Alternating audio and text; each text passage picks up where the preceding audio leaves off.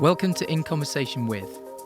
Join me, Danny Jarvis, as I sit down with guest DJs, promoters, record labels, content makers, and anyone making moves on the underground house music scene.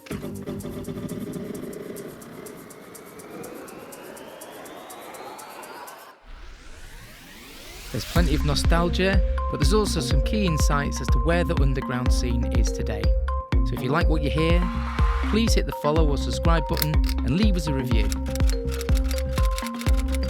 Wherever you will listen to your podcasts, at the gym, in the car, or chilled at home, relax and enjoy In Conversation With. Welcome to In Conversation With, another online one, but you're a busy man and that's what we're going to find out. So thanks for taking the time out today to have a chat. We're going to do a little bit of something different this time. We're going to find out more about you from the different angle you come at for all this underground house scene. So if you'd like to introduce yourself to the listeners and give us a bit of context to your background in underground house music. Yeah, so I think our sort of story just goes back to the balcony for them from Progress on, pre the C word, you know. So that was so I appreciate the invite and everything, and obviously we stayed in touch ever since, which has been nice. Great to see your growth and development, and I've done something similar, but just on sort of the production side. So what am I class myself as a electronic music enthusiast. I like producing music, remixing, DJing, label owner, 4 different labels I'm running now. And yeah, just a massive passion for the scene, you know. So that's the short version. Yeah, that's the short version that's neat and tidy, but the reality of actually doing all that is a very different situation. So I guess, you know, like you said, we met in the scene on that day as DJs. You know, we got to talking afterwards. It was nice to meet you and sort of be part of that little buzz that was going on.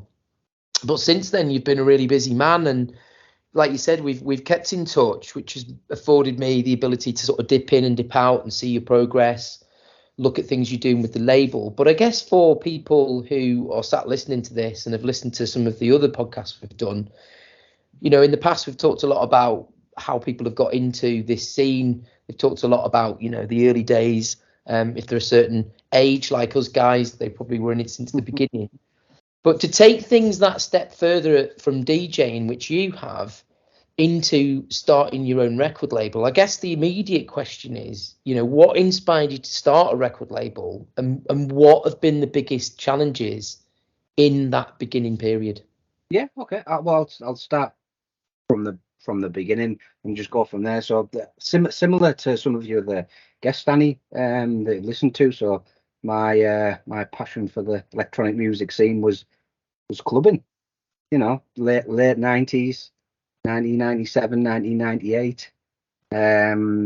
It was just a friend. It was just a friend of mine that turned out I wasn't really into electronic music. I was more of a Oasis and Guns N' Roses and Nirvana type of guy when I was growing up. And one of my pals just turned around and just said that it was for his 18th birthday, but I was 17 at the time. And he goes, "Listen, I've heard there's a really good nightclub in Middlesbrough, because I'm just down the road from yourself at Newcastle, in County Durham." And he just said, do you fancy all going and getting a minibus, and we'll take the whole tribe there, and it's supposed to be a really good night. And so we went there, and that was when Jeremy Healy was the resident there. Wow. So he was there week in, week out, and it was Danny Ramplin was the first time. Well, I didn't know any of the DJ names or anything like that. It was just, and that's when house music was the proper house music, you know. It was still very much underground then, but you walked in and, you know, 2,500 people in there just all having a great time. And similar to what you've mentioned before, and when we've had a chat before, it was that everyone on the dance floor was just there to have a good time. The atmosphere was buzzing, you know. It was proper old school with sweat dripping off the walls, and you know, everyone yeah, exactly, yeah. And everyone was good. And I remember being on the dance floor, and just people around you just going, "You're all right, you're having a good time," and, "Oh, the music's great, isn't it?" And I'm just going, this is great. I'm used to going downtown and seeing fights left, right, and centre, and everything kicking off and people getting too drunk and then coming to that sort of atmosphere. I remember walking out just going, wasn't everyone dead friendly in there? Yeah. Yeah. What a really good night that was. And so we just said, right, we'll go back. And so that was the start of it from there. As soon as you get that, you get the bug. And I didn't realize it at the time. You look around and everybody's, intoxicated with not alcohol. So it's just just very much part of it then. And then it clicked from there. But that was it. You were going down week in, week out, and seeing the likes of so it was like Jeremy Healy was warming up for all of these DJs, but you're seeing Judge Jules, Pete Tong, Nick Warren, Dave Seaman, all of the guys from back in the day, the Sashas, the Digweeds, Sander Kleinenbergs, etc. And they had the DJ box was like up on, because it was a converted theatre, so it was like in the sort of VIP box up at the top. So it was just like everyone was just looking up to the DJ, if you know what I mean, like the Messiah. Yeah. It was Jeremy Healy certainly acted a bit of a Messiah. Oh, definitely, yeah. Which was like part of his thing, wasn't it? Yeah, definitely. The interesting thing about Middlesbrough, certainly in terms of like tapes that went around, was the Sugar Shack tapes. That's it. Yeah. Traveled the country because his tapes in particular, mixing Michael Jackson in and doing all this like crazy stuff, like bits of Mama Say, Mama Say, Mama Puss Out, like just ramming things in, really did ignite the passion, because he was a busy DJ at the time. And, it's easy to sort of throw away Jeremy Healy's contribution to the music, because had he not been quite a flamboyant performer and so busy, I doubt that it would have travelled the country in the same way. There was a lot of stuff at the time where you went to nights and naughty promoters put his name on flyers, and because he was everywhere, there was an element of not knowing whether he was going to turn up. So there was even a buzz around going to a night and him just turning up. Oh yeah. Which defies logic nowadays, in terms of like how things are run. So, in a way, Gav, you were kind of at quite a pivotal point, like a few of us, to really embrace, like you say, the changing culture, but also a kind of country getting swept up in a new style of music and a new type of night out. I think it is important to mention that you very much found what I found, which was going and being in a room full of people that you were aware were on drugs was by no means as oppressive as being in a tough northern town full of people drinking and getting really rowdy. And, when you come home after a night out and all you've got is stories of people that you've been chatting, communicating with, and the music, and having a great time, it was pretty hard not to be, quote unquote, intoxicated by that scene. Oh, it was crazy. It was really, really good. It was just the atmosphere. Everybody was there just to have a good time. And you had people from, finance scene. You had people from the banking scene. You had people from that were just working down the steelworks down the road, but everybody came together. It was quite a magical time, to be perfectly honest. That's what I thought. I'm very, very lucky, because I think that's well behind us, that sort of scene and environment now. But that was it. But as soon as it was literally you were looking and just going, I want to do that. I want to be in that box, and I want to go and do that. And you were going back to after parties and you were playing on some decks and stuff like that, but didn't have a clue what I was doing, same as everybody else. Couldn't mix two things, two decks, couldn't mix two records together. And then as soon as I turned 18, that was it. I got myself a loan for some 1210s and a Vastec PMC 17A mixer, Chrome edition. Nice. Three channel thing. So and that was it. But it took. You'll know this from your time, and similar to most people, I think, because my early background, I used to play the violin when I was younger. So I was grade 3 of the British Institute of Music, a violinist. So I knew about music, and it took, and I remember clear as day. I had the decks there, and I just couldn't beat match 2 record. And every time you were getting it into beat, it was all out of sync with the bars. It didn't sound right. It didn't flow like the DJs in the club. It didn't feel the same. It didn't sound the same. And I remember it clear as day. I literally just went to sleep one day, and I just woke up and went, "It's music. It's 4 bars to a beat. How many bars are between every single break?" And every single record I was putting on, it was 8 16s 32s, 8 16s 32, and I was like going, "It's music. It's like proper music," and that was it.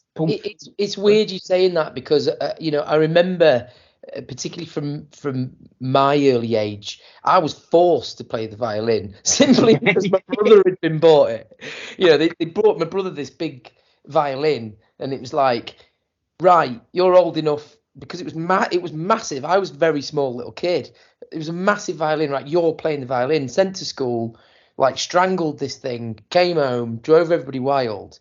And the point I'm getting to is that despite sort of learning or trying to learn music, I'm really not capable of playing the piano. Actually, that's not true.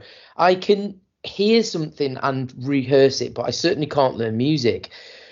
But you're right, the simple tapping of your foot to the beats was something that made sense to me. And same as you, it's not a skill you pick up very quickly, because it is, and a lot of people don't really think of it like this, it is a mixture of hand and eye and ear coordination. So it's not just like, oh, I can hear music, therefore I'm going to mix it. There is an element of which getting it to a certain thing, finding out the tools, how to use the gain, when to bring bass in. So it's interesting you saying that, because I think a lot of people, probably if they're more honest, do have that difficulty. In the day as well, it was more an analog process, wasn't it, making records? So they weren't particularly that easy to mix. They weren't always in time. Everything was done by ear. Yeah, they were not designed as they are today, with 32 stretches of 64, 32 beats to actually get you going. Mm-hmm. It was like, it started, if you touched the plate, the melody went out. Yeah, it was a dirty business. It really was. I still remember when you just touching the side of the plate with the bubbles. You know, that feeling of it just going shh around your finger, and yeah, you can't get it. Don't get me wrong, CDJs and technology, how it's moved on, has been phenomenal, but you still can't. I think there's just something very, very special about doing it that way. Learning how to do it that way, and the feel of it, the feel of the vinyl. I held on to the vinyl way of life till about 2004. In about 2003, I would say. In about 2003, I started to adopt using the CDJs for certain tracks, vinyl mainly, because I had a good record collection, and would use the CDJs for sound effects, DJ tools, little voiceovers and acapellas and. Yeah, but I didn't really jump ship completely. So when did you jump the ship and go, right, the decks are going to get put away, I think it's time to embrace? When the kids were born. So when I started going out and doing a lot of, because back then there was quite a lot of DJ competitions going on, local bars, student union bars and stuff like that. So it seemed like around Middlesbrough, Stockton, Downton, there was DJ competitions on every few weeks. And then when I thought I was good enough, I started putting myself forward to it. And it was a guy called Tom that used to own a record shop in Stockton-on-Tees, and it was his own independent record shop. And he was running one of the competitions. And I remember him just coming around and going, and that's when I started off doing trance, doing a lot of trance. And then it was when Progressive House started coming through, and I just went, that's what I'm going to do. I like the sound.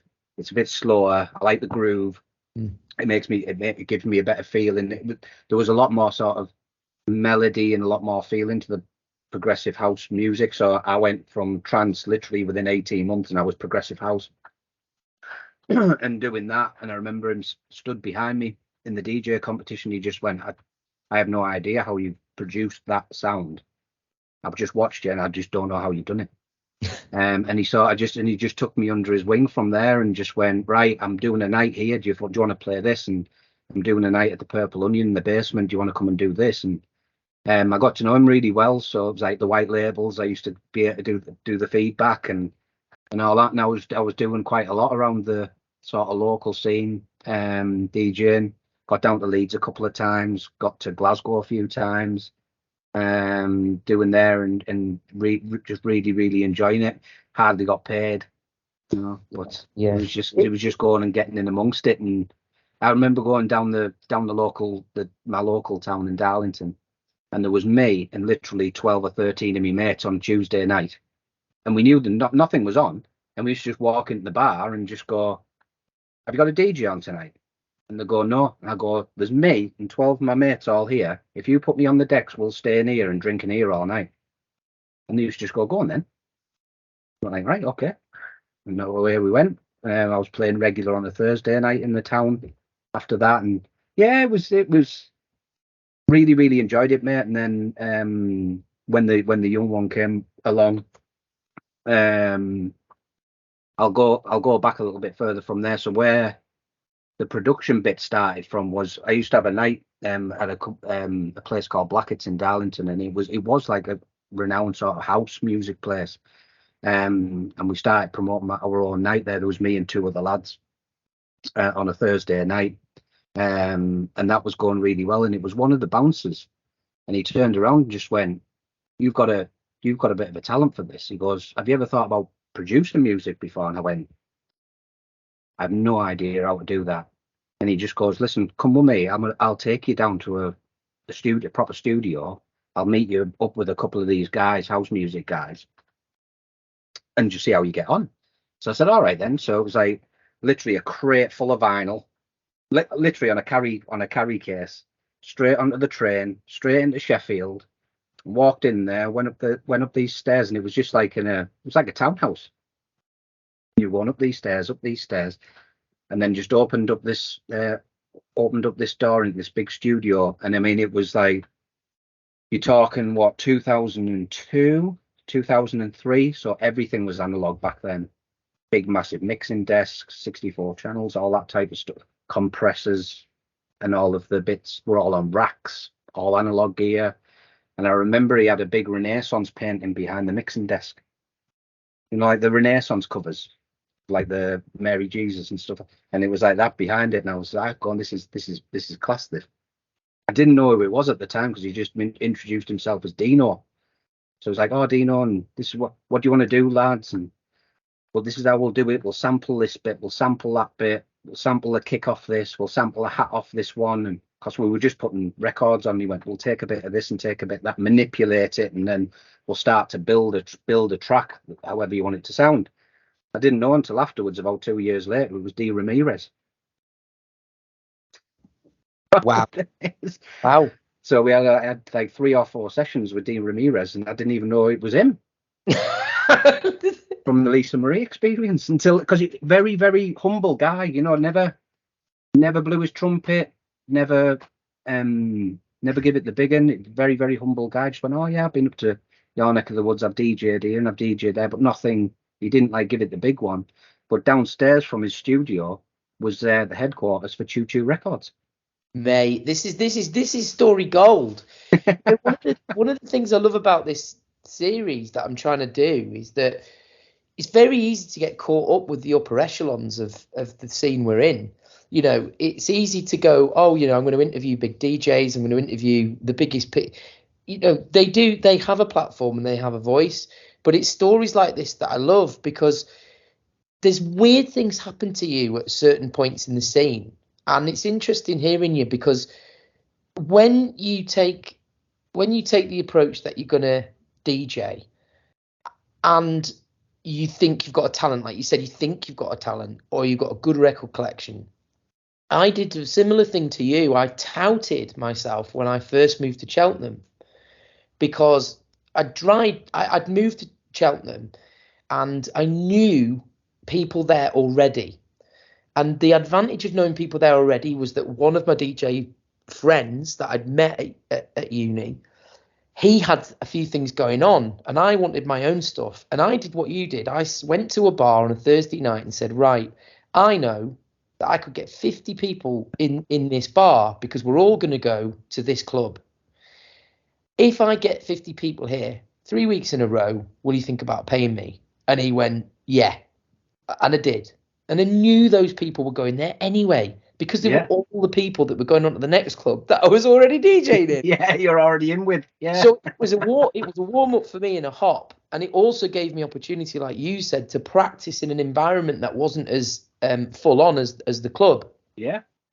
But this idea of networking is really interesting, because at the club then that I played at, the DJ that the guy that ran the club, that was the manager of the club, the Fez Club in Cheltenham, was a guy called Lee Dean, who's one of his best friends was Tony DeVee. Oh, right. Yeah. The weirdest part of all of this sort of stuff that goes on is that it wasn't a year later that we then met all the Fantasia guys, because all the Fantasia guys had a unit in Cheltenham where they produced all the CDs and all of the house mixes. Oh, my mind was blown. So back then, what you had to sort of take these leaps of faith, and somebody would say, "Do you want to come to such and such a meet thingy?" And like you said, they would give you a name, and you wouldn't say anything. You wouldn't really question it. You just get in the car, you'd turn up, and they'd say, "Oh, this is such and such. Oh yeah, these are the guys that do all the Fantasia raves." And I was like, "What?" It was unbelievable. It was literally, I was upstairs, and I had that in my box. I had 2 records in my box, and then went downstairs, and he just went, "These are the guys here," and they were talking about marketing the next release and what they were going to do, where they were going to distribute it. Now, "Oh, how are you doing? You're all right." And I've still got the card kicking about somewhere of the guy who was there. It was just unbelievable experience. We had like 2 or 3 sessions doing that. We got a track out at the end of it. It wasn't the best track in the world, but it was just a club track. Never released it, never did anything with it, and that was it. It was that sort of like got me the bug. And then I was trying to, on an old PC, I was trying to get a cracked version of bloody Fruity Loops or something like that, version 1.1 back in the day, like fucking million years ago, and just try to create loops. So like it was just all you were doing was just recording. I was recording off my decks into a CD recorder, and then putting the CD into Audacity, and then taking it out of Audacity and putting it into Fruity Loops. And yeah, it wasn't like proper producing, but that's sort of like where I got it from. This point in time is about what you said, about 2002 and 3. Oh yeah. So my only flirtation ever with producing music, when I finished my degree, I went back to Cheltenham as an older student. And how I ended up in the Northeast is because my best friend at the time that I'd gone to school with, he went to university in Newcastle. That's how I knew it. I either had the opportunity to go to Cheltenham, go back to university, or lose my mind with all my mate and his mates at Newcastle. I chose the sensible option and went to Cheltenham. When I came up to Newcastle and we moved into a house that wasn't like your student house, we had a little spare room, typical box room. And we set up my computer. I had quite a powerful computer because I'd started making digital mixes using Acid Pro and a few Acid Pro. things. Yeah. Acid so Pro. I would get my vinyl. I would either put my vinyl on to Acid Pro and then beat map all the tracks, get all that sort of stuff. And then I would create what is essentially a hybrid of a mix and a digital mix. So some of the records I would mix, some of them I would digitally mix. And when I moved to Newcastle, because I was leaving Cheltenham, where I had a sort of stronghold of DJing experience, and I was leaving all the promoters that were doing stuff down there was an opportunity, or there was either the opportunity to try and get going again in Newcastle, but the primary thing was actually trying to get a job. I'd done a film and media degree and really wanted to get into TV. We had this box room, and I thought, you know what, I haven't really got the time. There's no space. The houses were tiny. I can't really set up my decks. I'm going to have a go at producing records. So I got Reason, I got Cubase, set them all up, and would spend hours creating these acidy noises, going, there's 2 minutes for tune right next, there's 2 minutes for tune next, there's 2 minutes for tune next. I ended up having like thousands of these like bits. But, and this is why I've asked this question, if you can remember around that time, there was a terrible computer virus called the Blaster Worm and Trojan Horse. The Trojan Horse, I remember that. And one, it came in and it destroyed, literally everything. Destroyed my computer. And I was like, right. When they were dead back then, they were dead. Dead back then, yeah. Yeah, they were dead. Yeah, it was like smoke coming out, like throw it on the tip. It's done. It's gone. You know, you didn't have a fella who sort of knew what he was doing. You'd built this thing. It was like you said, it was very analog and hardwarey back then. It was like clunk, clunk, put hard drives in, get some software, cracked software. So I instantly gave up. I instantly went, I can't be arsed with that. And as it happens, I couldn't find a job. So there was about 12 of us that DJ'd that used to get together at our mate's house on a Friday and all have massive weekend sessions DJing. Yeah. So I got back into DJing. Now, at this point, right, you have had this really good taste from these guys. Like you said, Choo Choo Records, I had loads of their stuff. D. Ramirez's mixes were fantastic. You must have then been pretty keen to go, right, I think I can do this. So how did you then go and set up your shop? Back then, you couldn't just download software and create mute. You just couldn't. That just wasn't even. I think that was like a twinkle in the internet's eye back then. So you were going down and you were renting the studio for the day. D. Ramirez was basically the sound engineer, but you were still paying him for the day. So like a session down in the studio would cost you 200, 300 quid a day. For maybe a 5 or 6 hour session. So you can imagine that's the main difference between sort of now and back then. You can do it from a laptop and some software and a few synths or whatever else, a few plugins. Back then, you had to go and produce a record. You maybe have to go and do 5 or 6 sessions with a proper sound engineer that would maybe cost you 1,500 quid that you'd have to invest before you even had any sort of finished record or finished product. That's even before you sent the demos to the labels, and there was obviously a lot less labels back then. Bedrock had just started back then, and but yeah, there wasn't very many labels back then like there is today. There's lots of different labels today. But yeah, I started getting into it then, and then my young one was born, and that was it. I had to hang up the headphones. It was sort of, I had a career as well. Yeah, and it was one or the other. You couldn't go out and DJ on a Thursday or Friday night and then go out with the lad, and have a session when you were supposed to be a dad. And my career, I started getting some advancement in my career as well.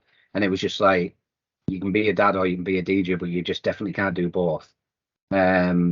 So that was it. I just hung up my headphones, sold my decks, sold all my records. We needed the money as well when the young one was born.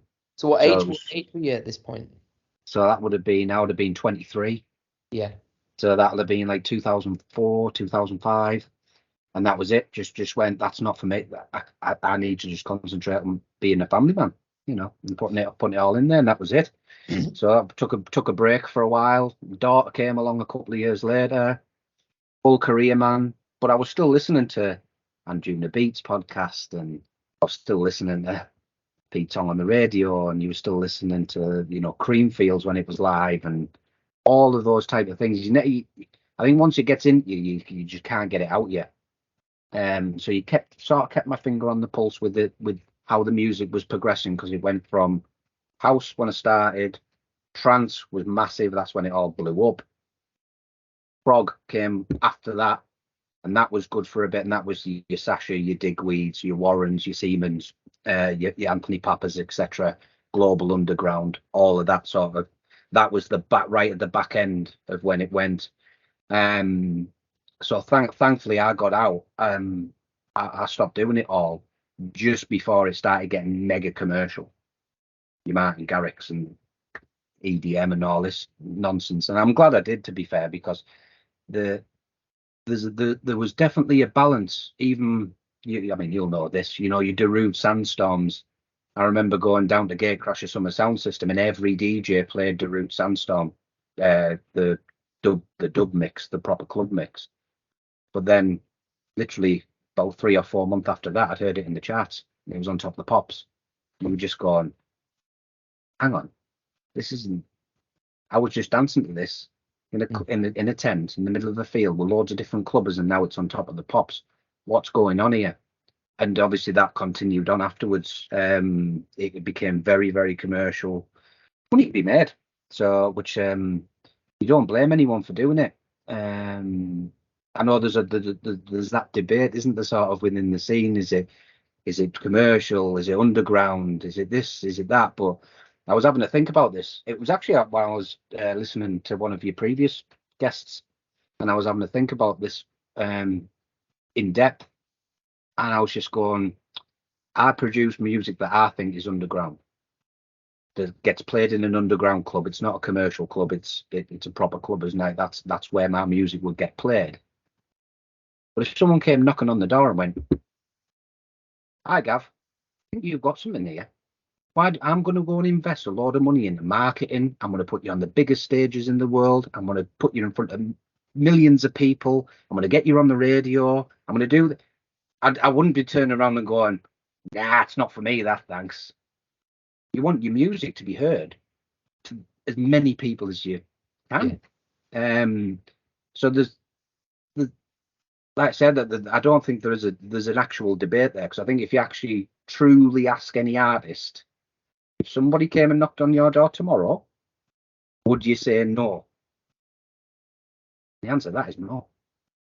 Yeah, you're absolutely right, Gav, because if I go in the garage and DJ for an hour or 2 hours, I can have a great time. I can get high off the music myself. I can practice my mixes. I can, feel that feeling that you get when you're DJing and you're in flow and everything's just working. Or you can press record. And if you press record, you're then recording it, because the idea is that you want somebody else to listen to it. Mm-hmm. Or you want to listen to it back. If you're confident enough and you think you've got a skill and you are tech savvy, you'll upload it to SoundCloud, or you'll upload it to somebody, or you'll give it to somebody. In the old days, I had a distribution list of people I would send CDs to. Like, seriously, I would send CDs to. So the reason that you want to do it is you want other people to hear it. So if you're then, by definition, if you're then making the actual tune, you want as many people to hear it as possible. And this is the crux of all of it, is that there is, on one level, music that can be enjoyed on a personal level, on your own, whatever it is your tastes are, and you can be totally at one with that music. There is the enjoy music with other people, which involves either, singing or dancing, etc. Yeah. If you look at all music and sort of take it back to maybe man's early musical experiences, it would be either blowing through leaves in the jungle, blowing music, it's a thing, drums, rhythms, and it is about people engaging in the expression of joy that is no longer words. Yeah. So you can't, by very definition, create music and never have it heard. Yeah. Because you've already heard music, so you've already got things in your head. You're already influenced. You're already doing stuff. You're aware of the fact that now we have a system where if the record's good enough and somebody says it is, they offer you a record contract. Mm-hmm. You there were forking out money to go and make records. Yep. Now, so here's the key question I think listeners would want to hear. At some point, you've decided, Gav, right, I'm going to make music. So what was it you were doing? Because if you asked me what sort of a tune would I make, I would want to make something that would make people dance. They wouldn't be able to help themselves. That Yeah. is what I would want them to do. When I started, so when the young ones came along, hung up the headphones, so this sort of like brings us round full circle to a little bit closer to today.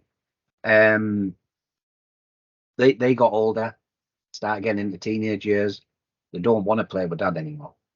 You know, I can't even get on the PlayStation anymore with him. You know what I mean? It's like, get off, dad. You shy at this game. Excuse my language. And we don't want to play with you anymore. So I was just like stuck with loads of time in my hand. My career had gone really good, so my work-life balance was a lot better. And I was just like, I'm going to get back into my music again. I've got the time. I'm financially better in position than what I was 12 years ago. Let's go and find out. So I started reaching out to a few old pals that I still knew on Facebook and stuff like that. I'm just going, where's a good studio that I can go and hire? And can you recommend me some good sound engineers in the Northeast? And one of my pals came back to us and just went, glad you're getting back into the music. I've really hope it goes well for you. Have you got a laptop? I said, yeah, I've got a MacBook Pro. And he goes, right, I'm going to send you a link. Download this, and this is all you're going to need, and a good pair of headphones. And I went, you know, when you sort of just go, right, okay, I'll press on the link. Logic Pro on the Mac. Okay, a couple £100. So you just go, right, a couple £100, yeah, a little bit of that, download that. And everything, that my mind completely exploded. Everything that was in that studio in Sheffield, your 64-channel mixer, all your compressors, all your hundreds of thousands of pounds worth of analog gear was in front of me on a little screen on my laptop. And it sounded really good. And I was just going, wow, this is how far the technology has moved on in 12 years.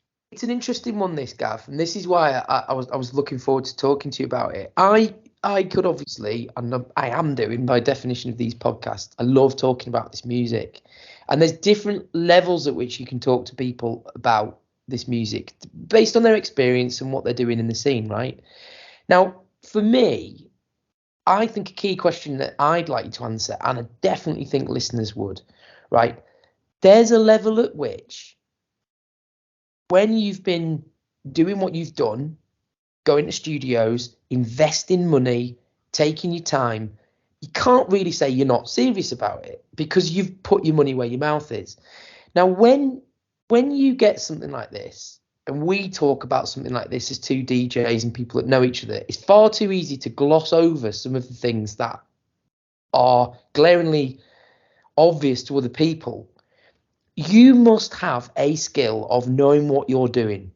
Now, that either comes because you are an absolute crammer and you go on and you Google, or, like you said at the very beginning, you sort of get music. So are you, and this is the question, are you a person that takes easily to learning what to do and therefore can make music? Or are you somebody that goes, the desire to make music is so strong, I am going to learn how to do this? Yeah, B.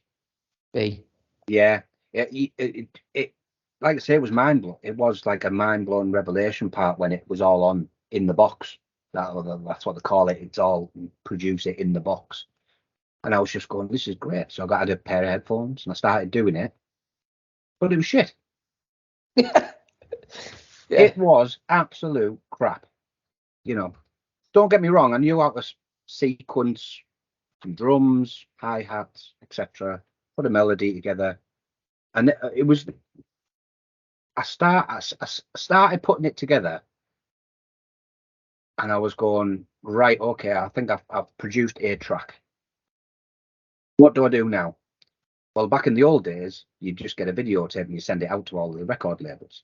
You can do that via email now, or you can do it via Facebook Messenger now, or whatever. You can reach out to people a lot easier in today, you know, with today's technology than what you used to do when you used to write a handwritten letter to the thing and send it off, and then hopefully with a return address, and hopefully they'll write back to you. But it's just so it's a lot easier to reach out to record label owners and stuff like that.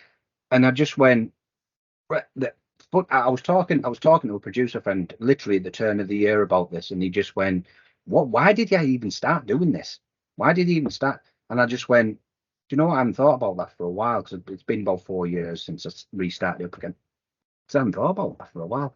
And fundamentally, all I wanted to do was produce 15 tracks that I could play out in the club.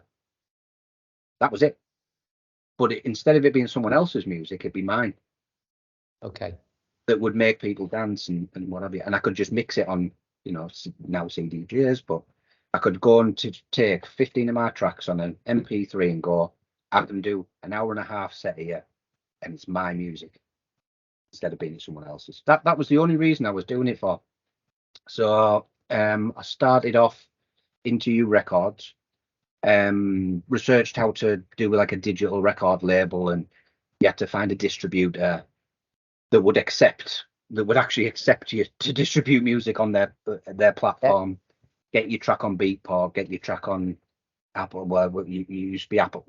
What is Apple Music now? But iTunes and TrackSource and Juno and the download places. So I found one. Found a distributor that was set up for like new record labels coming into the scene that would accept it. And that was it. I produced my first track. My first proper track was February 2019, and that was under another artist name called Sir Gawain. It's just all it is, just the old name for Gavin. That's all it was. But I started off as another name because I'm not sure this is up to. It wasn't. I knew it wasn't up to standard, but it was just to try to get into the create a track, get it released, get it on Beatport. Get it out there. So yeah, that was the first ever release was there, and I listened back to it. It sounds all right. It doesn't sound. It's not like amazing. It's not an amazing piece of work, but it's a decent club track, and that's where it started off from. So I released the first one, joined a lot of social media groups, progressive house groups, etc. So when the first one was actually released, and I did it myself, I was putting it out to the Facebook groups and stuff, and I was just going, this is my first release, it's my record label, can you have a listen, love some feedback, etc. And it was really weird how it happened, because that record label was just going to be for my tracks. So instead of me sending it out to 50 record labels and then waiting for one response, hopefully somebody would magically sign somebody with no past record, no following, no social media presence, and to give you a chance, I just went, no, I'll just do it myself. That's fundamentally where it came from. It was supposed to be so when I produce music, I could release it myself without any of this nonsense that goes on with acceptance and rejection and all of the positive and negative sides of sending demos out to labels. And they put the first one out there, and guy from down in Birmingham, Craig Twisty, came back to us at Inertia Sound. I literally just dropped us a quick note on Facebook and just went, I've listened to this frequency. It was called Frequencies. So I've listened to this Frequencies. It's all right, this. What's your background? Where have you come from? Who's this INU Records? What's this all about? So I just went, listen, this is just a small thing. I've only just started off. It's just for me. And we just got talking, built up a bit of a relationship, which was nice. Spoke on the phone a couple of times, because he'd already released on Bolton Connection, Droid 9, all of the labels that I was buying music off, he'd released on. So I'm going, wow, this guy's a proper producer. I'm going to just try and learn from him and get some advice and all that type of stuff, because I was just starting out. And he just went, do you know what? I'll do an EP for you. Be a record label. And I just went, no, you don't need to, mate. I'm not ready for that. And I've got no following. I can't really market it. I don't really know how to do it. And he goes, don't worry about it. I'll get a couple of remixes and I'll produce an EP for you, all packaged up, ready to go.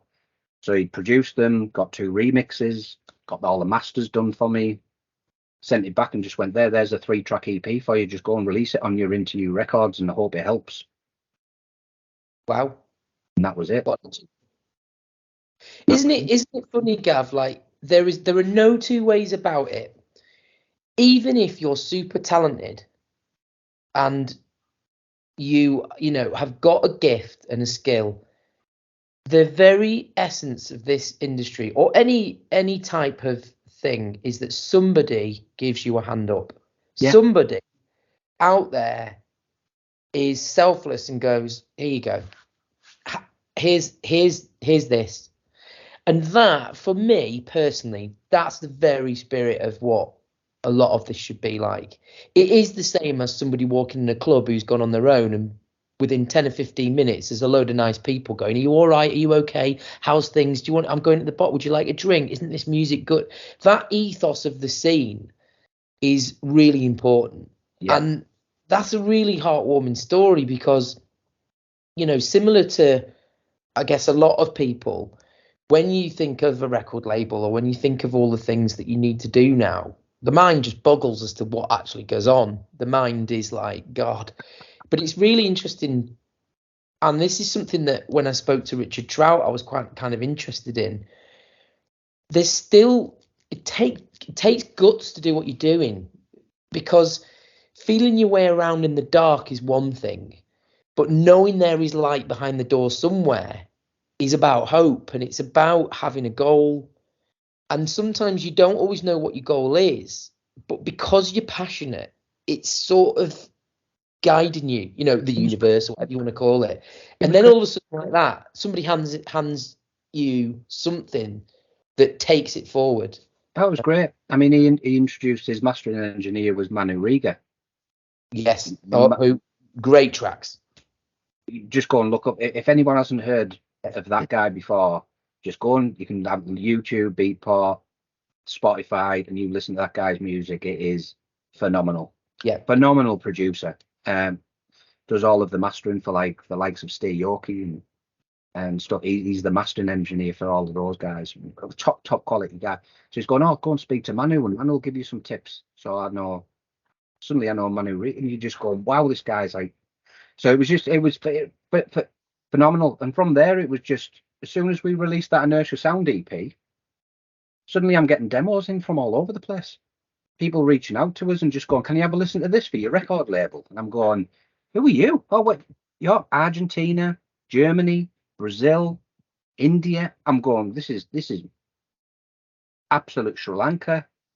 This is absolute madness, this. And honestly, it went from nothing to something very, very quickly. So can I add something to you? It's interesting this, because I guess at the time I met you, this was just really kicking off, wasn't it? Literally. So when I approached you and said, "Oh, could I do this for you?" I didn't do it in a way that was like, "Oh, Gav is going to get me up the ladder." I literally was probably in the same spirit, going, "Oh, I quite fancy mixing some of these records because they're really good," but not really realizing, you know, what you were doing behind the scenes and what your journey was. Because the music that certainly you produce, the label produces, which we guess we can call quite firmly sort of progressive sound, is not a very, very popular sound in the UK at this point.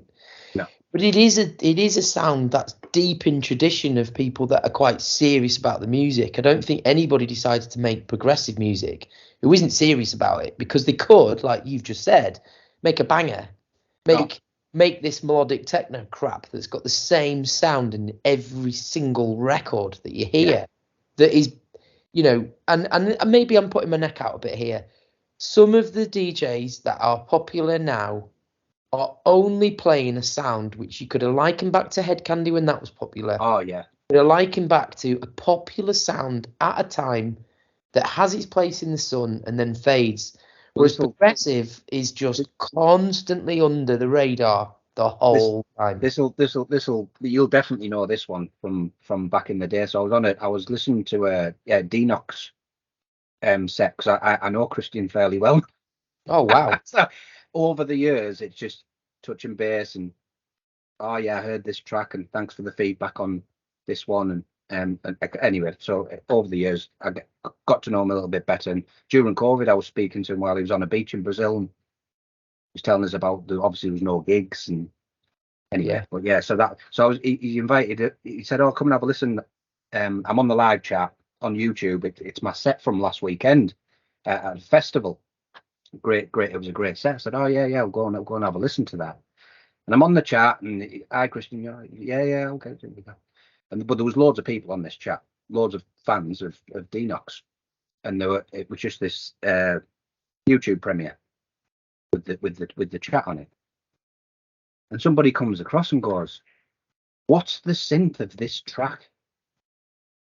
And it was a mashup from Andy Ling, Fixation, back in 1998. Wow. The Huge Tunes record. And somebody's just done a reverbed version of it, and Denox was playing it in the set. And he onto us, he just went, "How on earth did you even know?"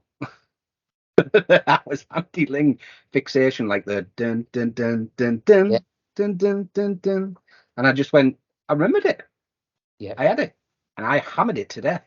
So you, like I say, just when it's in your blood and you hear something that sticks with, it's like, how on earth did you even know that back from 1998? We're now in 2023. I had a great conversation today with a colleague at work who has just started listening to these podcasts and listened to a couple of mixes we'd done for the Early Doors Club, the promo mixes.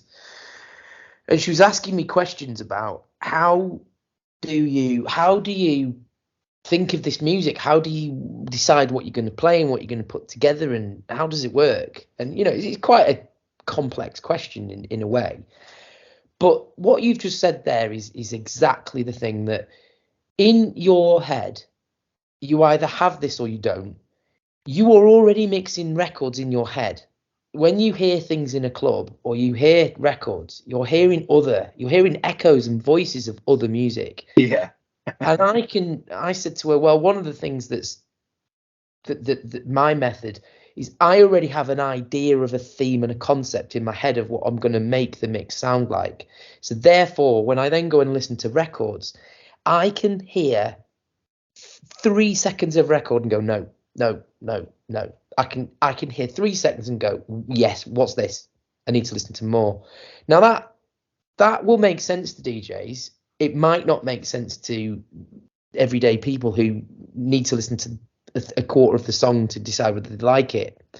But that picking up of a synth or a beat or the roundness of the drum or the kick or where the bass starts, how the hi-hat works, the rhythm, is it a samba, is it a bossa nova, what sort of rhythm is it? These are like micro fragments that your brain hears very quickly, very, very instantly. That's only an experience thing, that over time. That I used to be able to do that when I used to go into the record shop back in the day. So you go into the record shop and I'd say, right, Tom, give us all the prog house releases, give us all of the trance releases, let's have a little rattle through them all. I used to be able to sit there with the needle and just go bing, bing, bing, bing. Yeah. That's for me. I'll have that. Ding, ding, ding, ding. And there were literally like 10-second little snippets. You just skip along the record and and you just go, yeah, I'll have that. Then you go to another one and go, nah, that's not for me. But I think over time, I was speaking to someone about this as well recently, and they just said, how do you select?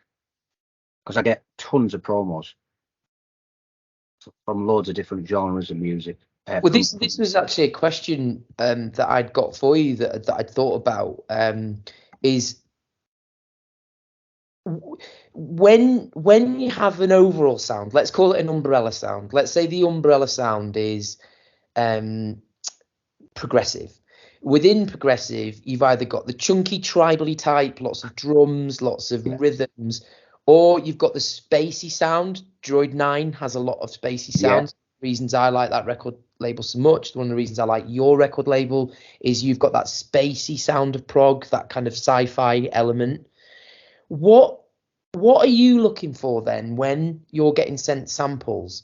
Because the whole point is you're looking for something different, right? You don't go, oh, that sounds exactly like that, so I'll sign it. What are you looking for then that you go, right, this is in my umbrella and it's in my category, but it's different?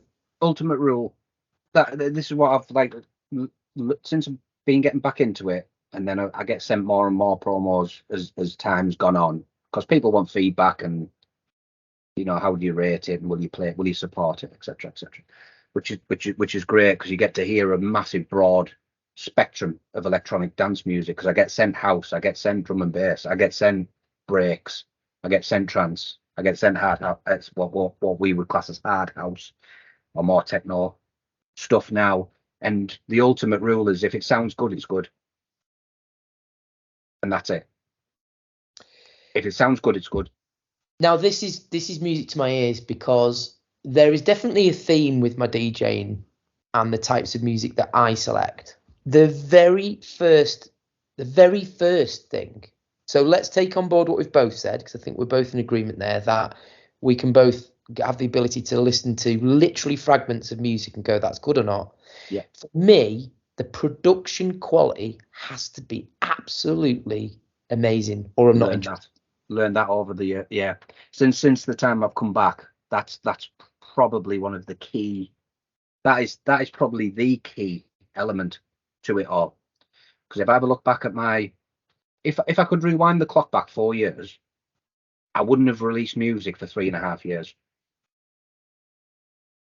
If I could have done it all over again, because the quality of where my productions were to where they are now is like chalk and cheese. The irony of that, of course, is not just a question about digital. If, I hope people listening don't like have a go at me for this, but there are key classic house tracks of which the production quality is so much better than other tracks. Yeah. It isn't a question of digital versus analog. I'll give you 3 tracks that I'm thinking about, right? One is Good Life. Yeah. The quality of Kevin Saunderson's music, Good Life, is an unbelievable track. Yeah. Alice Limerick, Where Love Lives, Oh, is yeah. crystal Absolutely. clear. And Gat Decor Passion is absolutely solid still today. So when your ear... I'll throw one in for you. Go Laurent on. Garnier, Man with the Red Face. Correct. I mean, just one of my all-time best club tracks. But that is as good now. Yes, it is. So you're right. If you could, like you said, if you could do it differently, you would go in at this level. Now there is also a caveat to that. When I first started buying records off Beatport, when it very first started, you could obviously choose the quality, WAV or MP3. Yeah. And that was it. You always had the choice of WAV or MP3, and you downloaded it at a certain bit rate. Now, obviously, within that framework, you're uploading and downloading music, right? Yeah. So there is loss of sound. However, universally for me, after 2017, music production just went up. Yeah. Again. And we know, you and I know, that is down to software. That's 100%. down to mastering things and it just knowing rather than moving hundreds of sliders. So how much time do you spend, based on what we've discussed, on mastering something?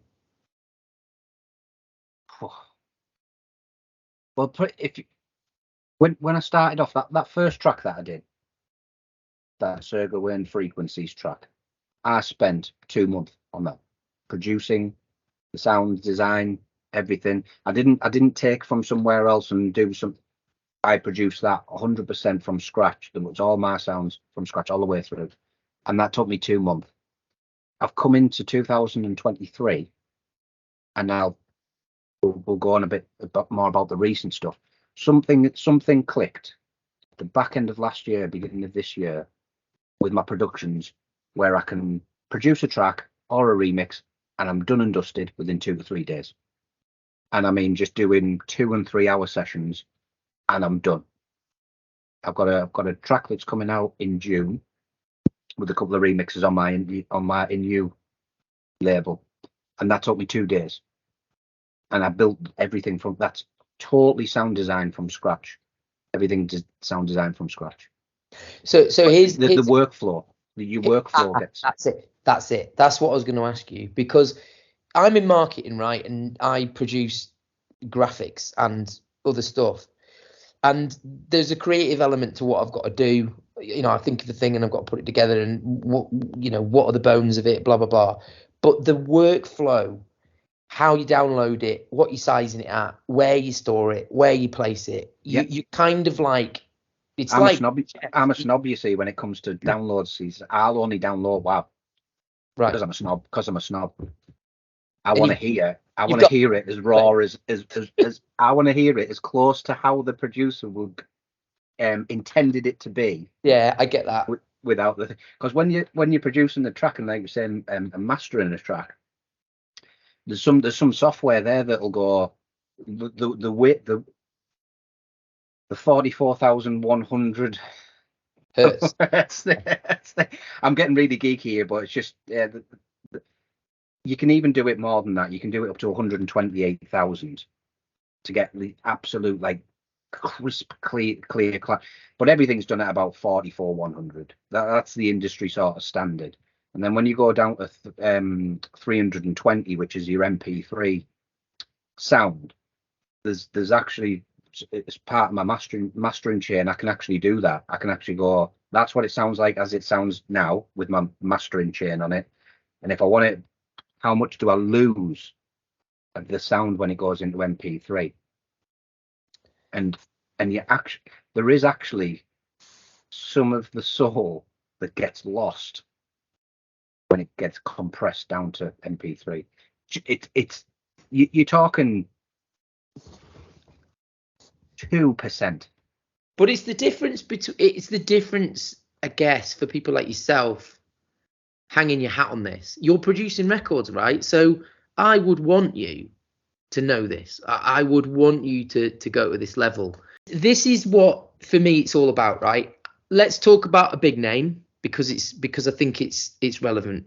Lost and Found, Guy J. It's been interesting, the people that you've mentioned so far, actually. Knox and Beckers. Mm-hmm. I was buying their records in about 2007. Yeah. Their quality of their productions was sky high. Now, the reason I've mentioned Guy J is because his quality of his sound was like, yes. Yeah. Now, I've talked about this, I think, on a previous podcast that I did with somebody else, that my brain understands quality of music. And it came from my dad having a really good hi-fi, having certain artists on CD on big, expensive hi-fi equipment, and hearing it crystal clear. So I've always been a production nut. Now, I'm blowing my own trumpet a little bit here, but one of the comments I've always had about my mixes is that they sound unbelievable. And there's a bloody reason. Because I am mixing MP3s and sometimes WAV, but I want the listener to hear every single bit that the producer wanted you to hear as much as possible. Yes. And my mixing and every part of that mix and all the sounds. So that's the difference. I think when you've got the two sides to the coin. So you've got the producer, and the producer will produce a track that will want the listener to feel a certain way. It's very, very. Everyone's got a different perspective on when they listen to it, because everyone's got different ears and different ways of listening and feeling music, etc. When I look at it from a producer, that's what I look at it to produce a track for an experience, or I want it to sound a certain. But I want people to dance to it. It's got to have some sort of groove to it and some sort of dance to it. When I'm DJing, the mix is just important as the track. I'm sure you can relate to that better than most. So I do track, which will be the middle bit of the melody and the peak and the breakdown and the drop. And when it comes back out, for me, and it'll be the same for yourself, and it'll be the same for many people listening to the podcast today. The mix, the transition, is just as important as the track, because you've got to transition through the gears, and you've got to keep people in the flow, and you've got to keep the energy. The DJ is just as important as the producer, because the DJ can, and you'll know this, if you were doing sort of a more of a warm-up set and you're getting it going, you prolong the mixes out a little bit longer, take the energy out of it a little bit. But if you want to start getting people going, your mixes get a little bit shorter, you come in a little bit quicker, you get the energy and the hi-hats going a lot, you bring them in a lot quicker, so it keeps the energy high. So it's just the both sides of the coin for me. There's equal, what's the word I'm looking for? Equal weighting. Equal weighting. Yeah. Between both. Importance. Yeah. Complete vital to the electronic music scene. And that we were talking about sort of genres before, and you probably picked up as we've been speaking a lot. I tried to categorize it as electronic music, because there's such a broad, there's like a million different genres with a million different subgenres with a million different sounds, and people are releasing on this that it sounds this and it's this and it's that and it's EDM. It's like, it's just electronic music, guys. Yeah. You know, that's what it is. It's club music to make you dance.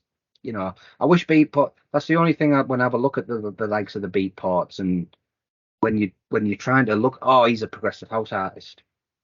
Well, no, he's an electronic music producer. He's an electronic music artist. You know, and a lot of them get a lot of the artists that I speak to and stuff like that. They start getting put into a box and start getting put into like little cubby holes. Oh, he's a prog house guy. That guy. He's a techno guy. That guy. He's this that. He's just an electronic music artist. You know. So here's a question then, because this is something I've always thought: where does this categorization come from? Tell me if I'm wrong. I don't know. When you are a producer or label and you're uploading things presumably to Beatport, do you choose where that is categorized? Therefore, you sort of say what the genre is. Yeah. This is a really interesting. This is a massive one. I think people are going to really tune their ear into this, because, right, what does genre mean? I studied film studies. You have film genres. You have film noir, horror, sci-fi, action, sci-fi and comedy, sci-fi, rom-com, and now you've got rom-com. Yeah. And what happens is, for me, it changes between now classifying something to market it, to be able to say to the buyer, this is what this is. We're going to make it into little chunks so that you don't have to wade through.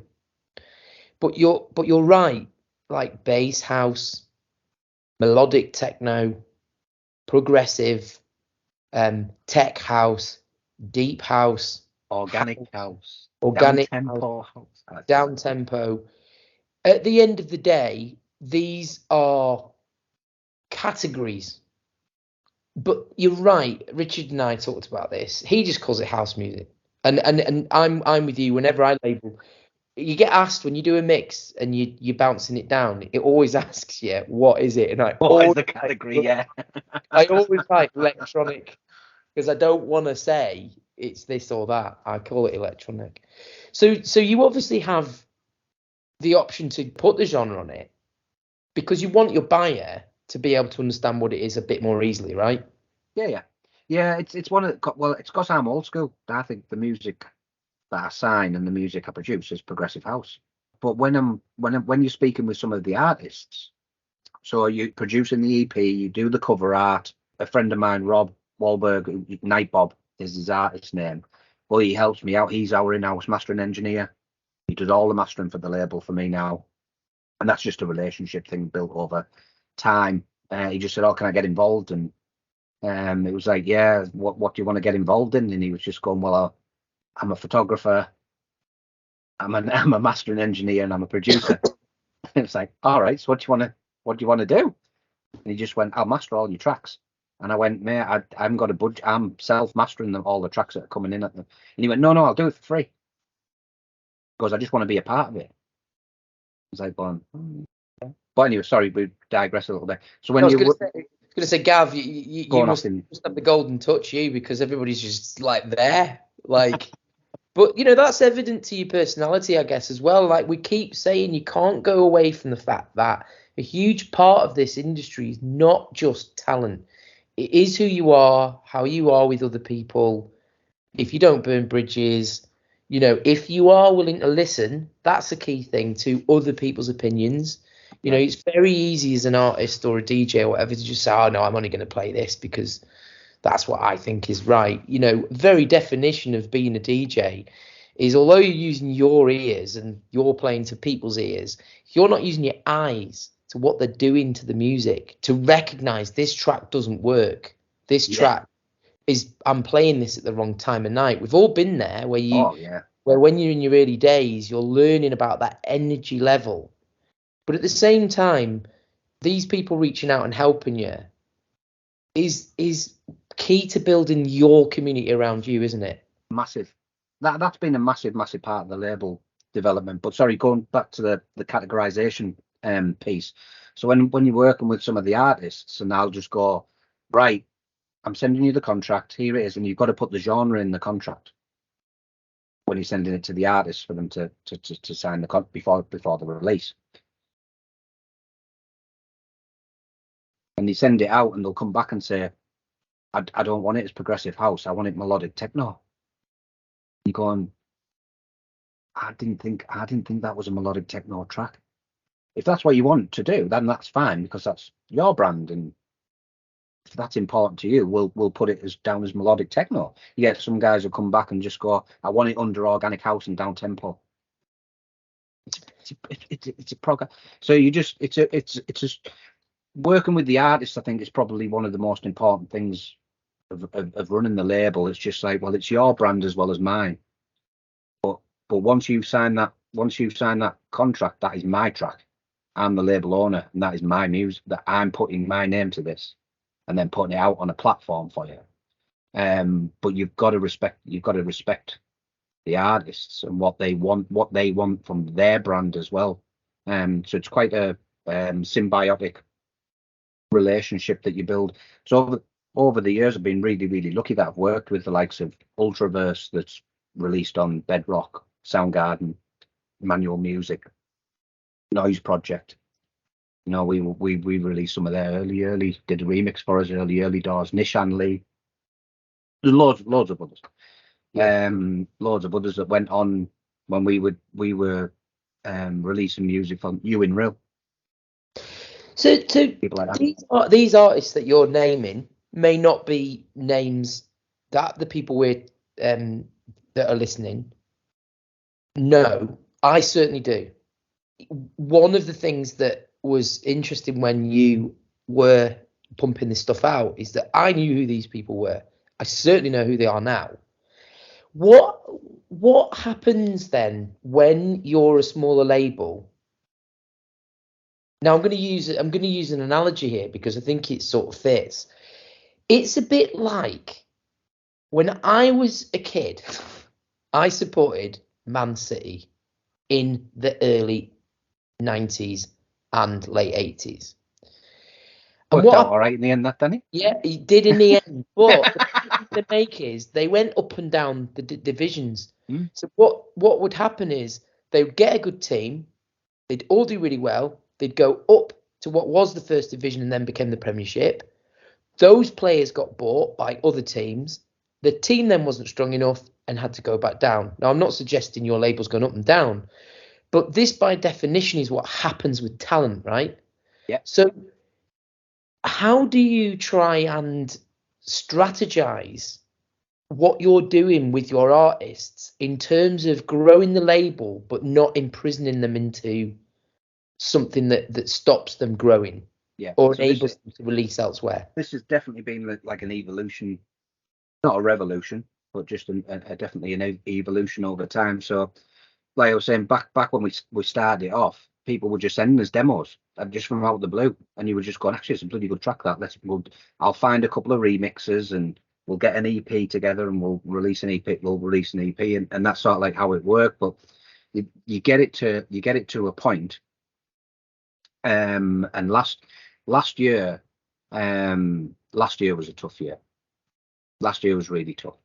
Like, I was reaching out to people and artists move on. So once they've released on some of the larger labels that are out there, they don't want to come and release on your label again. I was just a stepping stone to where they went to, and now they're doing bigger things, which is fine. And that's part of the process. So last year was really tough, reaching out to people and trying to get people to work with us again. Because they moved on, the diaries were ram-packed and they couldn't turn things around fast enough, etc. So is that a knock-on effect to the scene being re-instigated by people playing out? So therefore, they weren't at home just, well, I'm going to make tracks. 100%. 100%. Yeah. People's that were out, that they were getting gigs, so they're out on the road more. Some of the bigger record labels are then offering them terms that I didn't have a budget for. So I was just like, I can't match those terms. And it's like, I'm sorry, Gav, but so my time's going to be spent doing this because this is where I'm going to make some more money, and I'm releasing on a bigger label. So for my brand, it's going to be better. And that's a sort of a step backwards. So I stopped back end of last year and just went, right, that's it. What I'm going to do is I'm going to reach out to a smaller pool of artists, some artists that I want to work with, and try to go like not back to the beginning, but just try to go back to those principles why I did it in the first place, was to A, release my music on my label, and B, I wanted to reach out and just work with some specific artists that were of a higher caliber and quality. You mentioned the quality piece again, and I was going, right, here's a list of 25 guys that I want to work with, that I respect. I know the music is absolutely top notch, and if I've got to invest a bit into it, I'll invest a bit into it, but I want to work with these guys. So, but I spoke to them all already anyway. They knew we were, I knew they were. We'd already spoke a few times, and we had a decent relationship with a fair few of them. And I just went, right, next year I want to work with you. Do you want to work with me? I'll invest a little bit behind the promotion of the tracks. I'll spend a bit more of my own money. If you need an advance, I'll give you a bit of an advance if that helps. And we're working this year. Some of the guys that we're working with this year, mate, are just phenomenal guys. Camilo San Clemente. Oh, wow. Jelly for Babies. Wow. Yeah. Rick Niles. That's just a name. Just a few. Dowden. But listen, these guys. This is so key to having these conversations with yourself, because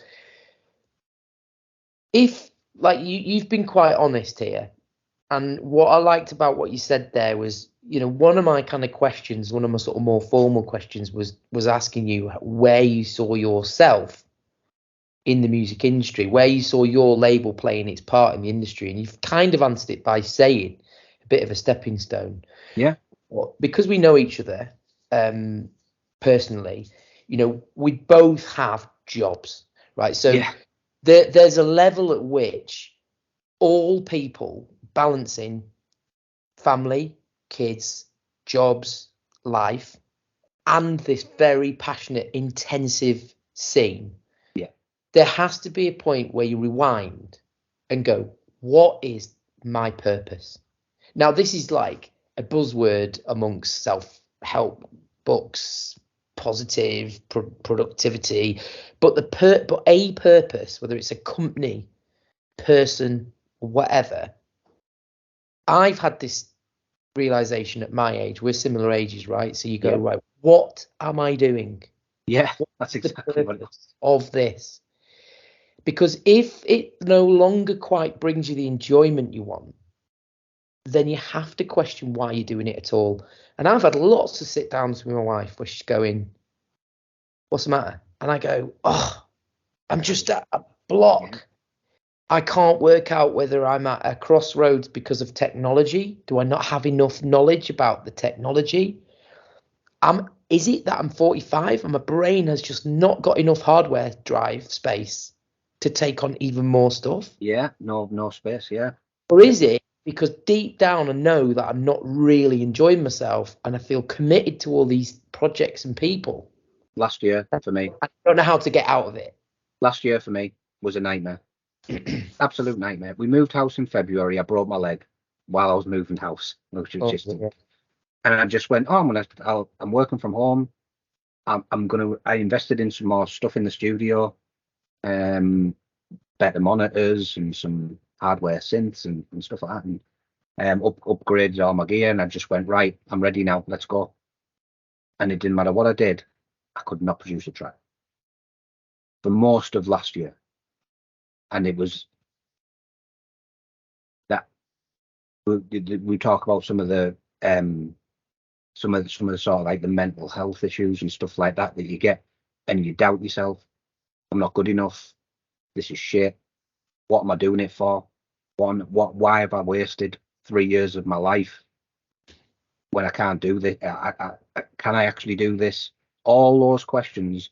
A producer, when you and a lot of producers that will listen to this, and a lot of the guys I speak to go through horrendous mental, like quite intense mental health pressures about all of those things, because it's all about, don't get me, a lot of the artists, and you'll have come across them in your, we've all got egos. I don't care what anyone says. I haven't come across one yet that hasn't got some sort of ego. They want to be accepted. They want people to like what they produce. You want to be accepted on the bigger label. You want to be accepted. You want your music for more people to listen to it, and you want to grow your brand. Except, I don't care who it is. Everyone's got an ego. But last year that was very, very tough. I think I was suffering from a bit of burnout, because I was releasing and remixing a lot of tracks myself, on loads of different labels. I was getting asked, "Oh, can you do this project? Can you do that project?" Yeah, I'll do it. I'll just do it. I'll do it. And I was putting myself into more and more. And we were releasing at one point. We were releasing a track every 10 days. Wow, yeah. An EP every 10 days. Bang, bang, bang. During lockdown, it was like every 2 weeks. Bang, bang, bang, bang. And you just came out, and I used to do the INU residence podcast thing every week, and I had to do that, and I think I just completely burnt out. And last year I've come out the other side of it now, thank God. But honestly, mate, last year I was like, I can get a groove down, got a bass line going, I've got the drums rolling, and nothing else was coming out. Like writer's block. Complete. Yeah, it was really tough. That. It's interesting because on so many levels, like part of music is to give you an emotion. You can put on a piece of music that makes you feel extremely sad. You can put on a piece of music that makes you extremely happy.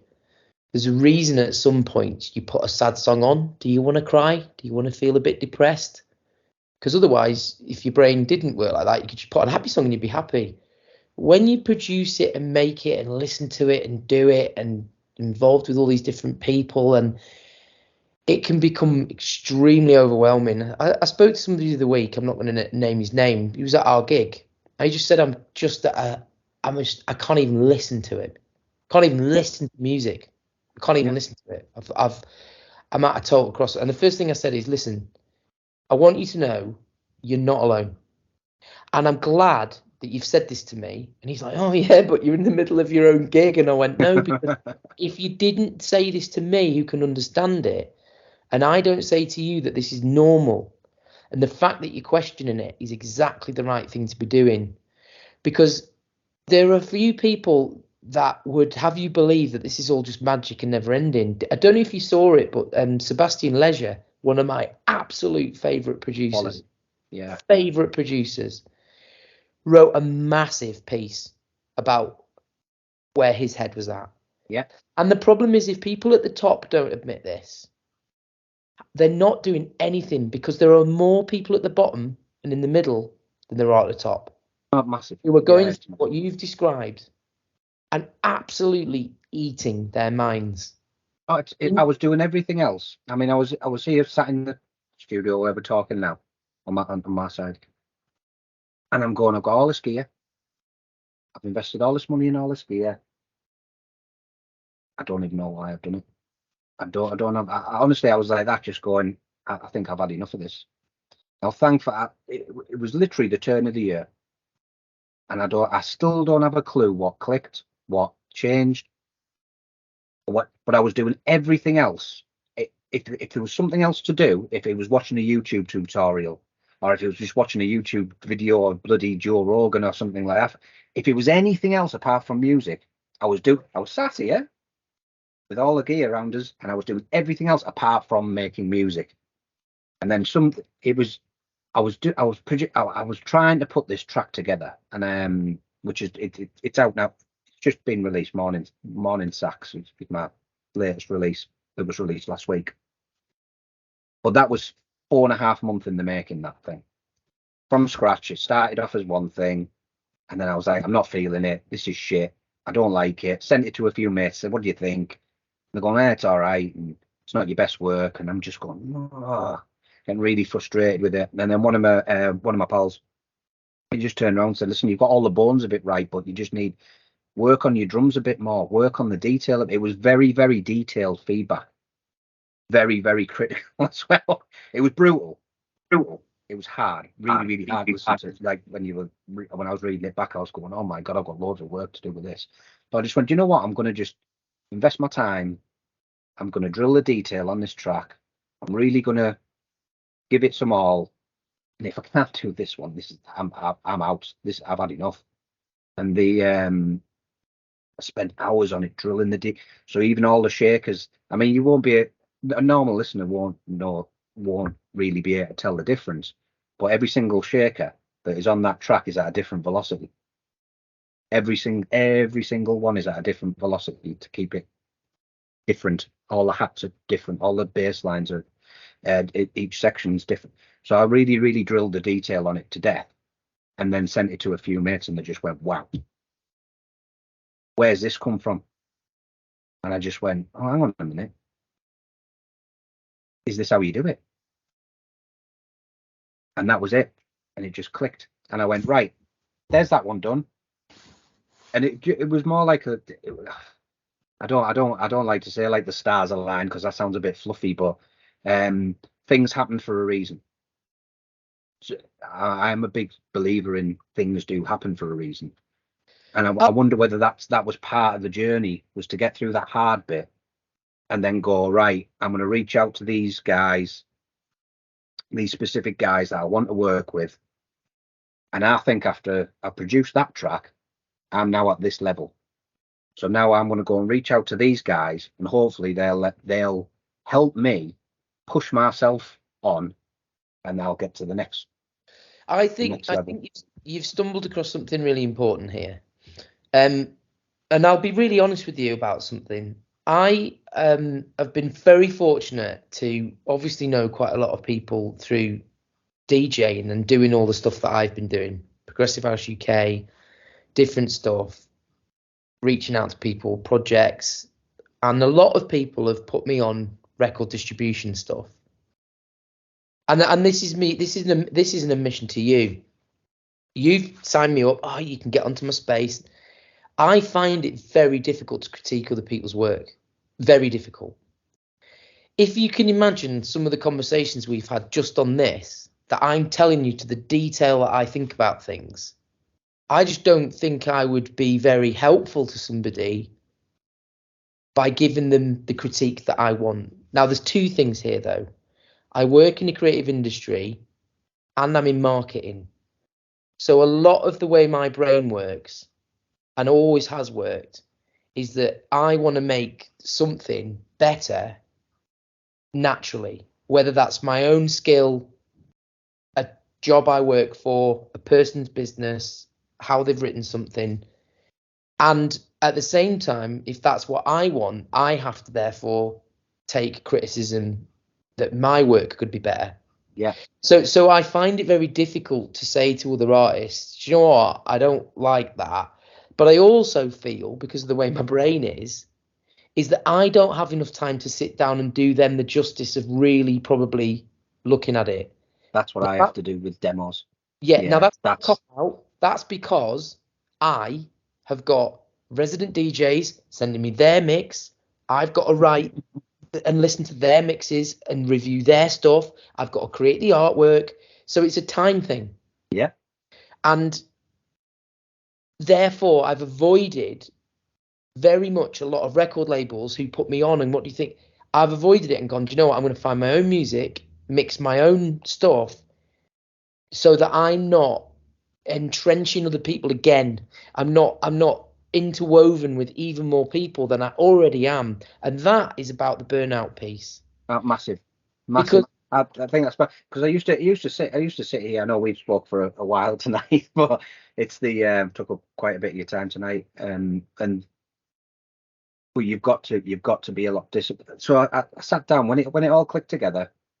I sat down with a piece of paper and went, right, what do I want to achieve? What do I want to be as an artist now? Where do I want the label to be? Where do I think is the maximum I can take this to? And how do I get there? I just wrote it down on a piece of paper. Like I said, just wrote it down on a piece of paper and I went, there's 25 artists that I want to work with. I know them, so I'm going to reach out to them now and go, right, do you want to work with me? I'm putting a small pool of artists together.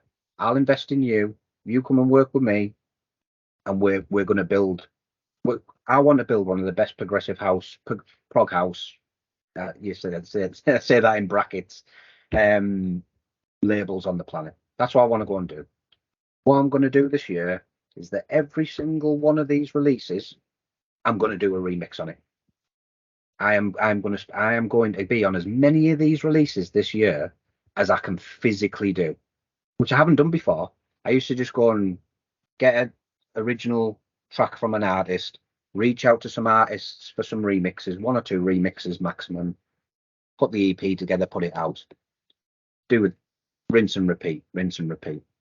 And if you have a look through my back catalogue, there's not very many remixes that I've actually done on my own label. And I'm going like, whoa, hang on. What did I get in this for to start off with? Yeah. Was to get my own label, to get me on. So it was just, so this year is going to be, this year I think will be, like I say, something clicked, fire got back in my belly, motivation came back, and the workflow just went from producing a track that morning sax track started off, and it took me 4 months before I finished it, and now it's just like I've got the template. I feel like I'm starting to get my own sound, if that makes sense. Yeah, because it's starting to craft it, and it's like, right, I know how to do this now, and I know how to produce it to a decent level now. Do it, bam, bam, bam, bam, bam, bam. Bloody hell, I finished that in 2 days. Oh, I'm just going to send this off just for a couple of. How does this actually sound? And does this sound out? And the feedback coming back, and just the feedback that's been coming back is just like, that is phenomenal.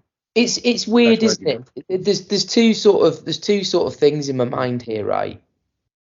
One is when you're in pieces, you understand the parts that you need to build back to make yourself whole again. You and I both did something at the same time, me with this Progressive House UK podcast and you with the label. And what we both did was the common mistake of you jump in and you set off. Yeah. Bang! The gun's gone and I'm off. And you get to a point, and I always think, what's the I'm on a road to nowhere. Yeah. You're running and your arms are going and your legs are going and you're looking round and you're going, I'm not sure if I'm in a race or I've just gone on a long run on my own. Yeah. And you know, those bits and pieces that are around on the floor that you build back up, if you just had that advice at the beginning, this is the big irony with my life, is that I'm in marketing and I'm supposed to make plans. Yeah. You don't do that with certain things. You just jump in. And it's quite heartwarming because one of the questions I'd got here was like, what's on the horizon? And I think if you were going to give somebody advice who's starting out on a record label or even starting out into any part of this scene that you and I are in, we owe it to them now on this podcast to say, sit down and write what your purpose is, what your objectives are, and what is a realistic goal that you want to achieve. Because if you don't have them, you will get to a point where you go, what in the hell am I doing this for? Oh, 100%. Yeah, 100%. I think that's probably that's some of the best advice. I did that at the beginning. What do I want to do? Oh, I want to create a record label to release my own music on, and then I'll build my own profile. And it just grew legs and went off in bloody all up. Don't get me wrong, enjoyed the journey. Really enjoyed working with all of the artists that we work with. Really enjoyed being part of their artist development as well. It is very, very rewarding. But I wish I just stuck to my principles right at the start. I wish I just went, this is what I'm going to do, and this is what and this year, that's what you learn that with experience. I think I was still brand new into it, similar to yourself, Danny, and you just turn around and go, no, I want to be working with these artists. I want to create one of the best prog labels that's out there. The capabilities there, the platforms there to go and do it, and we spent a lot of time building this thing up. Let's go and do it. So this year is going to be, I think it's definitely the best lineup I've ever had. But we're only going to, on the INU label, we'll only do 15 releases this year. That's it. I'm not going to do one every 2 weeks or every 10 days or every 7 days. I'm not going to go and blitz them. Just go and select these artists that I want to go and work with, that I respect as well. Quality artists, bring them together under the banner, and then let's go and, create some good music this year. So that's the plan for this year. I'm feeling pretty good about it, to be fair. In a good spot now. And let's just see how this year pans out, mate. But yeah, I've got for some of the stuff I've got coming up. I've got a remix on a Michael A EP that's due out on the 24th, if I remember rightly. Just check my diary. Around about the back end of this month. And that's with Michael A original one called Street Noise. It's got a You in Real remix and one of my own remix as well. And that's been getting some great support so far. I'm doing some more collab work with Andy Waldman. And so for some of the listeners that don't know that, back in 2019, 2020, I did a remix, and Andy Waldman was on my promo list for my label for INU Records. And he reached out to me and he just went, "Is this you?" And I went, "Yeah, that's me. I produced that track. I produced that remix." And he went, "That's really good. Do you want to do some work together?" And I went, "Yeah, but how are we going to do that when you're in Mexico and I'm in the UK?" "Don't worry about it." He said, "I'll teach you how to export a project out of your DAW and send it to me, and I'll put it into my DAW, and we'll just go." And that was a really good experience, that in 2021, back into 2020 and 2021. And we released that on Bonsai Music. Amazing. Sweet Desire. It was just, we got a singer. It was missing something. The track was missing something, and he said it's missing some vocals. And I just went, "Oh, right, okay, then. Well, who are you thinking of? We can reach out to some vocalists, female vocalists and stuff like that." And he went, and out of the blue, he just went, "Oh, I've heard this on Spotify. This lady called Ellen, Ellen." And I just went, "All right, okay, let's have a listen to this." And I went, "Yeah, that'd be really good for the track." It was just like the voice, the sound. It wasn't dance music. It was more sort of electronica type of stuff that she was doing.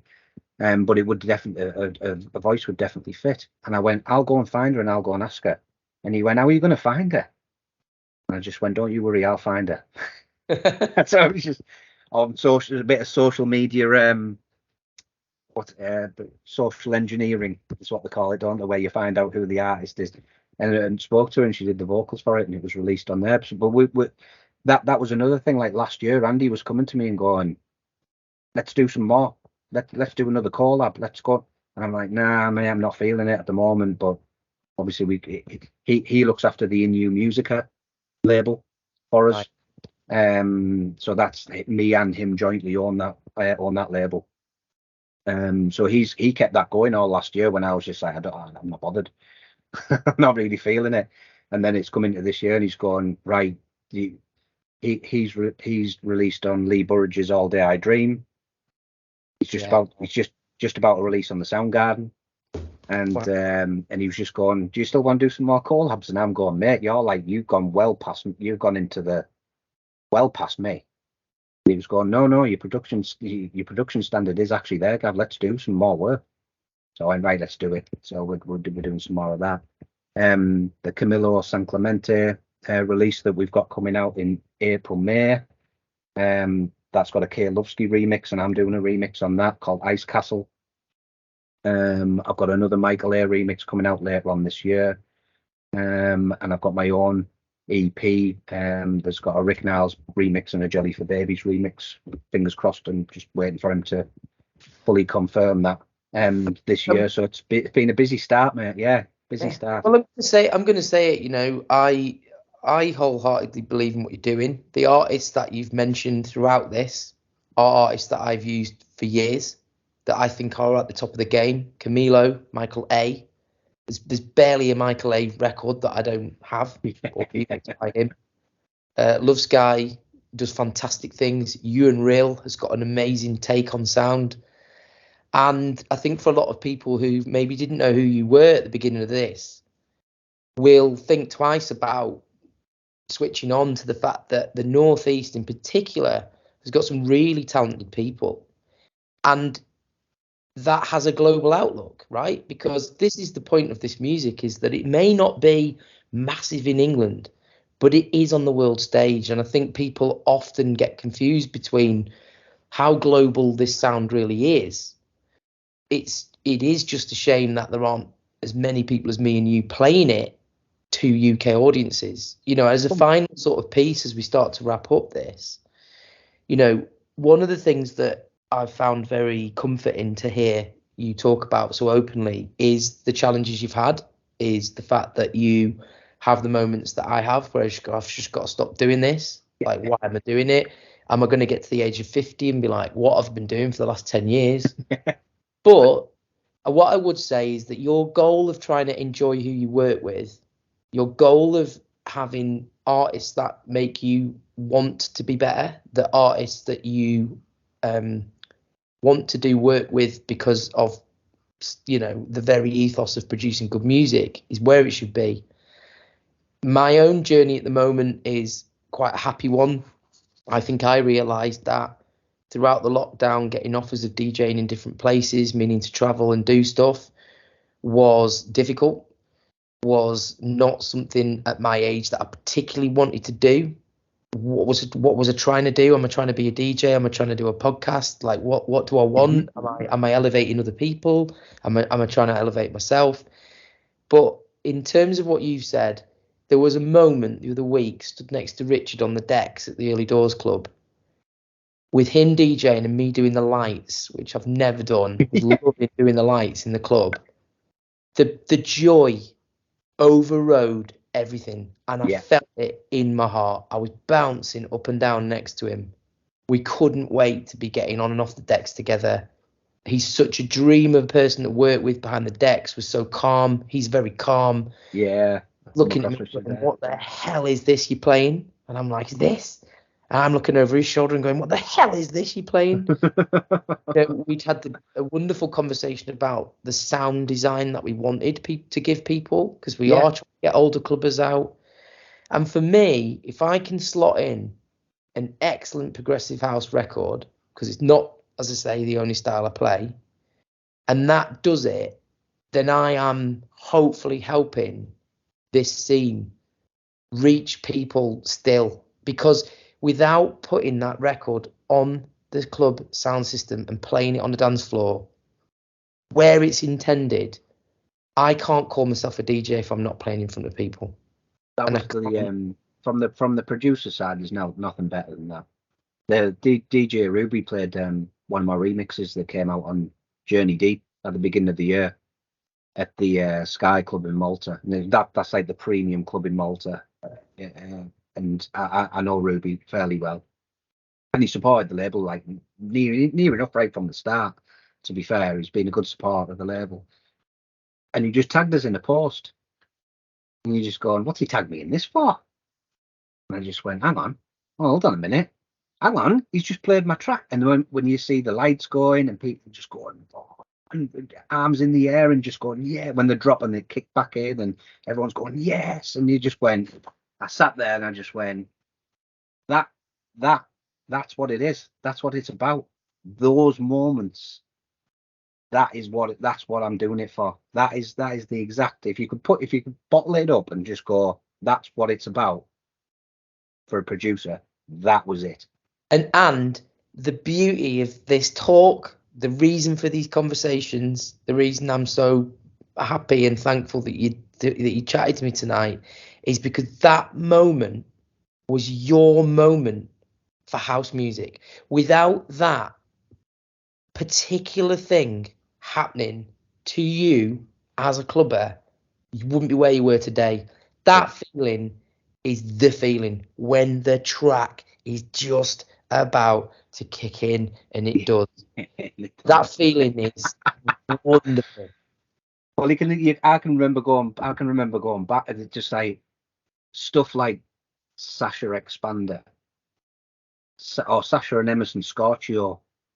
It's just those tracks, those moments with the right people, the right place, the right time. It's all part of the journey that's led us to where we are. Well, we're talking today, so yeah. But it's all little pieces of the journey, mate. Which listen, Gav, as we wrap up, I want to wish you the best of luck. Please, keep in touch and update me on things. I definitely will adhere to be a bit of a better friend towards listening to a lot of the stuff that you send me. I think I need to make time to do that. I think, to be honest, Gav, as I'm now doing these events, and that's probably a real primary thing, I am looking for dance floor damages, which is different, which you can appreciate is very different than when you're knocking out mixes. When you're knocking out mixes all the time, you're constantly you need a lot of records, you want to evolve things, but when you're going to play in front of people, you need the weapons. You can't waste you can't waste a single drop of tuning. You've got exactly right. Good so stuff. Yeah, we'll drop all the links. We'll let everybody know in the post that we put on social where to find you. And just a massive thanks. I love your passion. I'm really pleased that you've got back in gear and you've got some really exciting things going on. So thanks again, mate. No, and make sure if you're listening to the podcast, make sure you press the subscribe button. Correctamundo. Hit it now. Hit it now. Yeah. All right. Thanks. No, guys. nice one. Thanks for your time, Danny. No worries.